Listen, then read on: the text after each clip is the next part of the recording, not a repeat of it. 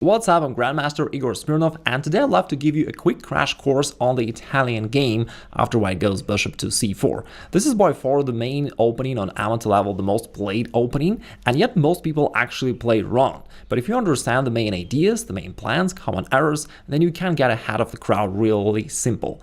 And I'd love to help you do just that. So without further ado, let's go ahead and get started. The Italian game comes out of the first move pawn e4, black responds symmetrically, pawn e5, white plays knight f3, developing a knight, attacking this pawn, black plays knight c6 to develop and to defend it, and now we go bishop to c4, which starts off the Italian game, also known as gioco piano, which, if I'm not mistaken, translates a quiet game, although it's not particularly quiet, it can get wild, but anyway, that's the name. What's the point of the move bishop c4? Because I want also that you understand all the ideas behind the moves, not just trying to memorize it mechanically. We're not robots, right? We're not supposed to just memorize things as Stockfish does it. So bishop c4 aims to develop a bishop. We also target this f7 pawn, which is the weakest pawn in black's position, and it's in the close proximity to their king, and therefore in some variations that will help us to develop our attack. For example, if we also add our knight here, you can see that our attack can get real. So bishop c4 makes a lot of sense. Black responds symmetrically bishop to c5. And here, the key move that white plays in the Italian game is the move pawn to c3. Getting ready to play pawn d4 on the next move, grabbing the center, attacking the bishop, attacking the pawn after that, and that is white's attacking plan. And the first question you may have here is, why to play pawn to c3? Why not to develop the knight there instead? Well, white could play that move, but after knight to c3, the position becomes symmetric and a little dry, and it's not very easy for white to figure out how to attack later in the game, because just the position is a little bit fixed. And so knight c3 doesn't give white a lot of attacking options later on, and for that reason, most of the strong players prefer playing pawn to c3, where you do have this simple attacking plan right on the next move. Alright, after pawn to c3, so the black really needs to play knight f6. And also another takeaway is that if you're playing this position as black, you really need to know the theory, because I mean, there are some opening variations such as the London system, let's say, where you just can get away with knowing the basic setup and then playing based on common sense. But here it is not the case. If black tries playing based on common sense, they can get crushed, swept away in no time. For example, a lot of players who aren't really familiar with this opening theory are scared of, you playing knight g5 in some variations, hitting this square on f7, and they play a prophylactic move pawn h6. And it is not a bad move overall, but in this position it's a little bit too slow because white is ready to start their attack right away. And so h6 nearly loses the game, really. So that's how critical knowing proper lines here is. So white pushes pawn d4, attacks the center, attacks the pawn, black is forced to trade. Now pawn recaptures, attacking the bishop. The bishop is better to be played bishop to b4 because at least it gives black a tempo. We play knight to c3, and now we're ready to push pawn d5 and attack this knight and drive it all the way back, and there is nothing black can really do against it. Also, in many variations we're gonna play queen b3, putting some pressure to this bishop, but also threatening this pawn on f7, and it's also something that is difficult to parry for black. If they simply try knight to f6, then we can push the other pawn and chase this knight away. So that is also extremely uncomfortable. They gotta go forward. If not, we're gonna keep rolling out and drive that knight away. So knight e4 is black's best chance, perhaps, at least trying to frighten white with this attack on the pinned knight.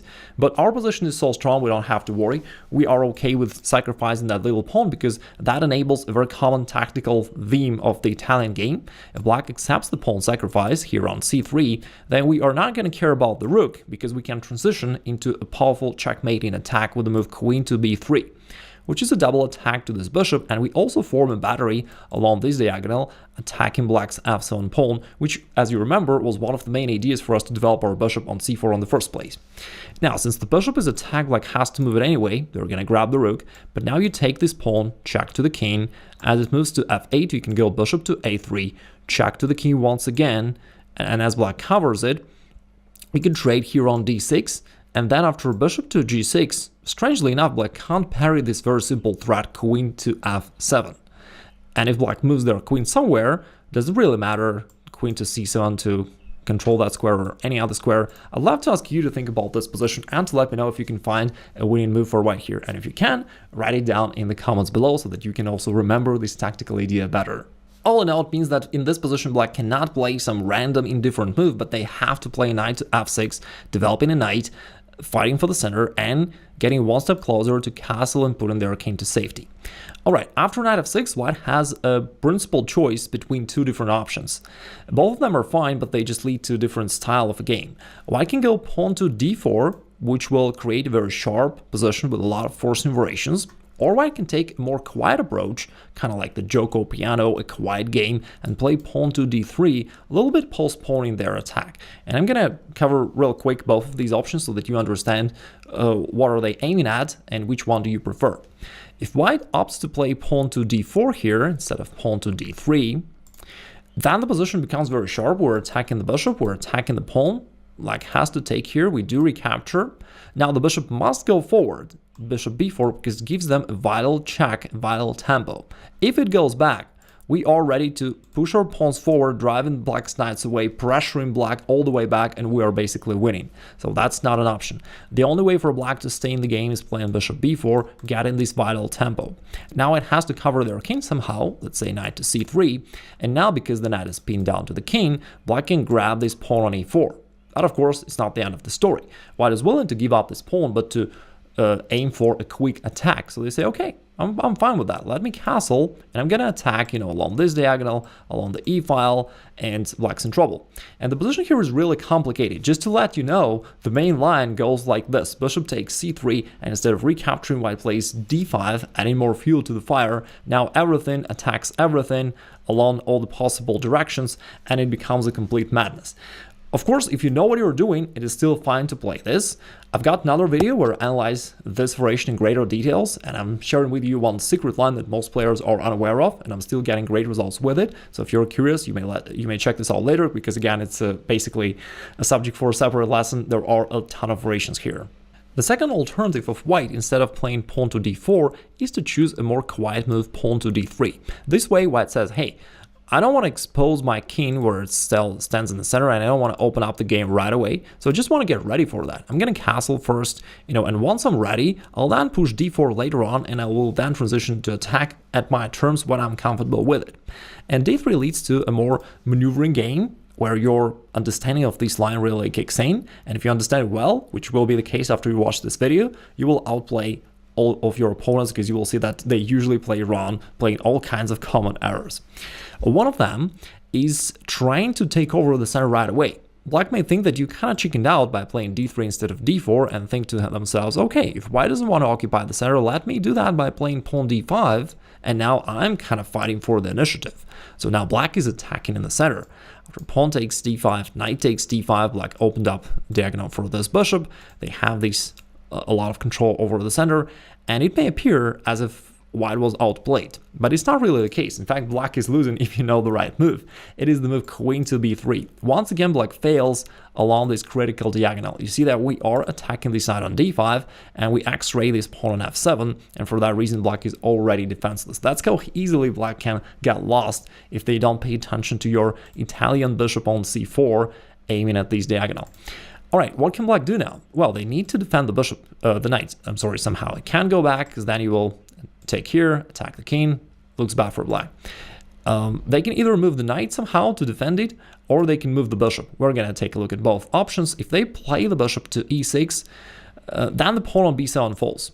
So we snatch the pawn on b7 while attacking this knight, putting pressure all around, and again, black is defenseless. If they move their knight from c6 anywhere soon, or in the previous move, after that, there is another powerful move, queen to b5, with a double attack, in this case even the triple attack, to the bishop, the king on e8, and after c6, we're going to gobble up this bishop and win the game. Therefore, it is better for black not to hurry up opening up the position while their king is still centralized. They gotta pick a slower approach and also play a more solid move such as pawn to d6, just solidifying their center, opening up a diagonal for this bishop, and life's good. Now, on the next move, there are also a lot of really helpful tips. If white plays some move, let's say white castles, it is somewhat better for black not to castle right away, but to wait a little bit. What's the problem with castling? Well, it's not really an error, but if you castle too early, you're gonna deal with this bishop g5 pin. And it's not the end of the world. If you know how to treat it right, you can actually gain the upper hand. I've got a separate video sharing with you some really powerful ways to deal with this pin. But anyway, it requires, some additional knowledge for you how to handle this pin, because if not, you can get in trouble. The problem with black castling here is that right now you cannot push this bishop away that easily, because if you start pushing pawns to neutralize this bishop, then your king gets exposed and it can backfire. So for that reason, it's better for black to postpone their castling a little bit. Okay, we're taking it one step back. What can black play instead of castling? You can just play some other useful moves, such as pawn to a6. It's a really common move in the Italian game for black, providing somewhat an escape path for the bishop. And, in all of these positions, white always reserves the opportunity to push d4 at some point and to transition into this attack the bishop, attack the pawn. Later, white's pawn can go forward and attack the knight. All that is a little bit unpleasant because white is playing those moves with a tempo. And for that reason, it makes sense for black to just retreat in advance to a7, so that if white ever wants to push d4, that doesn't bother your bishop anymore and you can, do something against it. Also, a6 creates another positional threat, which is easy to overlook if you aren't familiar with it. This Italian bishop is really strong, right? It's one of the key pieces in our attack. And if black can trade it off with his knight, that would be a dream come true for black. And by playing a6, black also prepares in some variations, I'm not saying right now, but in some variations, black is ready to play knight to a5, and from there, the knight is going to trade off this bishop. The point of this move pawn a6 is that the bishop cannot run away to b5. And let me just share with you. Let's say I'll play some move for white. In some variations, again, I'm not saying right now, but in some variations, black can go knight a5. And you see that this bishop has nowhere to retreat, because the knight attacks this square as well as this square. The other knight takes control of that square. And finally, the pawn took away the final square for the bishop to retreat. So it has nowhere to go to, and white may have to allow this exchange, which favors black. Then, once black plays a6, if you're familiar with it, you're going to provide some escape path for this bishop so that black cannot win it, not really win it, but trade it off that easily. How do you do that? Usually white either plays pawn a4, providing an escape path to the bishop, or even drops it back to b3, so that if necessary, your bishop can hide back to c2 and not be exchanged to the knight. This bishop to b3 move is one of those mysterious moves played by title players that you might have seen before without realizing what's the point of moving the bishop from c4 to b3, but now you do know, so it does make sense for white to play that move. Now, black still may postpone their castling for the same reason. We do not want to run into the bishop g5 pin issue. And let's say black can also play a prophylactic move bishop to a7. So again, that if white ever pushes d4, this bishop is not in trouble. Now, one of the really common errors for white is to play that move bishop g5 anyway. And a rule of thumb here is that if you do want to play this move bishop to g5, you'd better wait for black to castle first. Because if you play that too early, that this may give black this quick attack on the king side with pawn h6, bishop h4, pawn g5. Black is making use of this bishop to gain a lot of extra tempos for their attack on the king side. And after bishop to g3, black may decide to build up their attack slowly. Let's say play bishop g4, maybe queen a7, castle queenside, and then start pushing the pawn forward. Or they can even rush into the attack right away. That is also a perfectly fine option for black. The most aggressive one, pawn h5. We're now threatening pawn h4, which would capture the bishop. White may think to himself, wait a second, but this pawn is hanging. Black is fine with that. Black just keeps breaking through with their attack, pawn to h4. Now this bishop is lost anyway, so white may decide, okay, let me at least grab some material there with the support of the bishop. Now we're forking the queen and the rook, and queen goes here to e7. White grabs the rook, black grabs here the bishop on g3. Notice that this bishop in an ambush is doing a great job controlling these long diagonals so that white's f-pawn can never move. It is pinned down to the king by that bishop, which is a key piece for the black's attack. If white captures by the h-pawn, then after something like queen h7, white is in a big trouble, and in fact white is just losing here. Black is going to checkmate white along the h-file. Black can go something like bishop g4 and castle queenside, put the rook there, something like this, or even quicker. Black can, let's say white wants to save their knight, black can just go knight g4 and play queen h2 checkmate, and white is defenseless. So that's how going bishop g5 earlier in the game. Let me get to that point where white just played bishop to g5 here. At first, playing this move bishop g5 seemed like an aggressive idea for white, but you see that if black knows what they're doing, they can really take advantage of this bishop, gain a ton of tempos for developing their expansion on the king side and for an attack. So white should not play bishop g5 until black castled. Just as white should be really careful with putting their bishop out there to g5, the same applies to black. Black should also think twice before putting their bishop out to g4. For example, here if white castles, guess which move is the most popular here in this position? It's the move bishop to g4. Lots of amateur players believe that this move is very strong, puts white in trouble, but you know, if bishop g4 was really so strong, we would see Magnus Carlsen playing it all the time in his games and winning, but that's not the case. You will often see grandmasters putting this bishop on e6 instead, on a more centralized position, just to neutralize the white's light squared bishop, and that is a lot more solid approach where black keeps it well defended. So again, it's better for black to play those prophylactic moves, pawn a6, bishop to a7, then at some point black may castle and put their bishop to e6, and doing so keeps black perfectly fine and secure. But instead, amateurs love playing their bishop out to g4, putting this pin on this knight, hoping that it's going to give them some attack later on.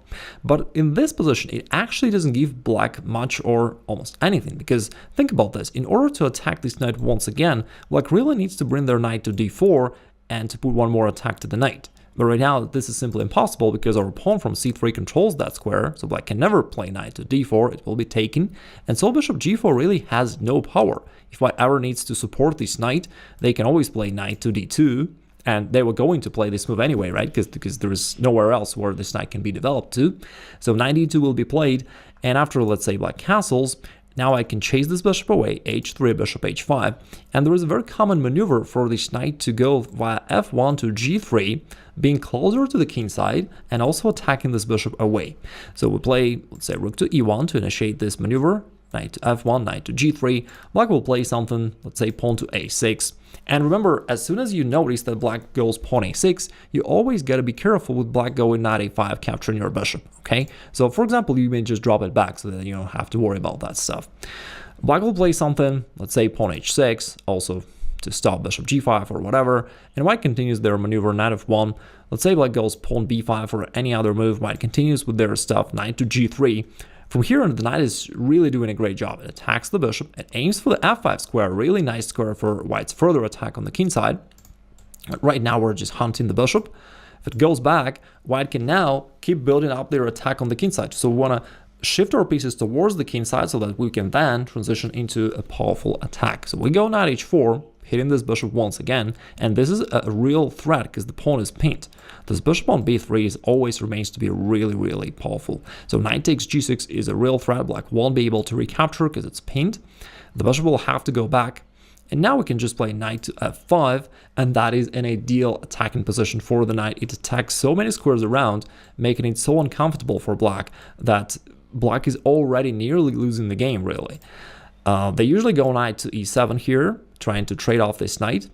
And a common positional move to continue your attack would be queen to f3, just to bring in your queen and adding more firepower to your attack, you know, putting more pressure on this file. But in the current position, white can even transition into an attack right away by sacrificing the knight over here and exposing black's king. After pawn takes, white again has a comfortable choice. They can pick up this pawn and attack the bishop, attack the rook over there, or they can play queen to f3, this time attacking the knight and bringing our queen closer. And black is actually having a really hard time here figuring out how to defend, because we've got this powerful bishop, we've got our queen, we've got our knight ready to jump forward if necessary, and our bishop from c1 is really active as well. For example, if black decides to defend their knight by the king, then there is bishop takes h6 sacrifice, forcing the king to move forward, and then queen takes f6, check to the king, and black's in trouble. For example, if knight covers, we aren't going to trade queens, of course. We're going to play knight f5, forcing the king all the way forward, and then pawn g4 is a really nice checkmate by a pawn. Of course, black could have played and should have played differently, but anyway, it goes to show you a couple things. First of all, that putting this bishop for black on g4 was really a mistake here, because it rather backfired and rather helped white to gain some extra temples to shift their pieces towards the king side. And secondly, it shows white's common plan and how you methodically bring more and more pieces to the king side, and then ultimately you transition into an attack there. This plan builds up slowly, but turns out to be really effective ultimately.